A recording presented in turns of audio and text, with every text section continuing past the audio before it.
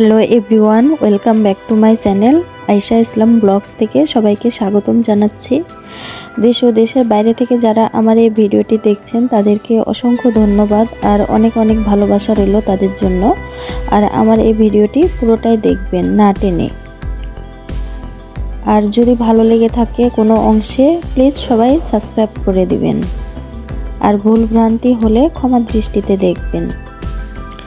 আজকে সকাল সকাল রেডি হয়ে চলে গেলাম মেজো জায়ের চাচাতো ভাইয়ের বিয়ে, সেখানে আমাদেরকে দাওয়াত দিয়েছিল, সে কারণে আমরা রেডি হয়ে চলে গেলাম কমিউনিটি সেন্টারে।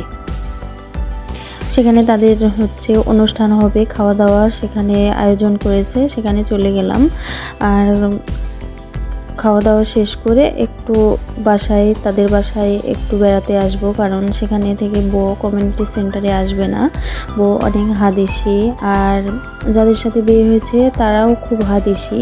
আমার জায়ের চাচাতো ভাইটা হাদিসের কারণে সে বউ এখানে নিয়ে আসেনি। যাদেরকে দাওয়াত দেওয়া হয়েছিল তারাই শুধু এসে এখানে খাওয়া দাওয়া করেছিল।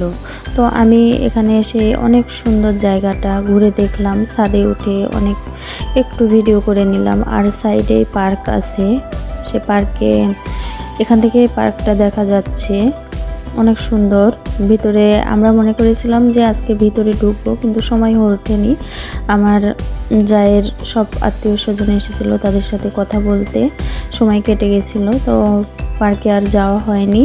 তো এখানে ছাদে উঠে একটু ভিডিও করে নিলাম দূর থেকে, খুব ভালো লাগলো। আর এই কমিউনিটি সেন্টারের নাম স্বপ্নের বাগান। তো ওখানে ভিডিও করা শেষে নিচে এসে খাওয়া দাওয়ার আয়োজন আছে, তো সবাই মিলে খাওয়া দাওয়া করে নিলাম।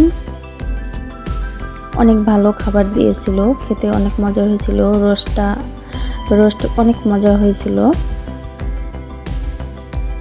আর রোস্ট খেতে আমাকে অনেক ভালো লাগে, আমি খুব পছন্দ করি। তো খাবারগুলো অনেক মজা হয়েছিল, খুব মজাভাবে খেয়ে নিয়েছিলাম সবাই মিলে, খুব ভালো লাগলো। তো শেষে একটু, যেহেতু বউ নিয়ে যায়নি কমিউনিটি সেন্টারে, সে কারণে বাসায় এসে বউটা একটু দেখে নিলাম, দেখে নিয়ে বাসার উদ্দেশ্যে রওনা দিলাম।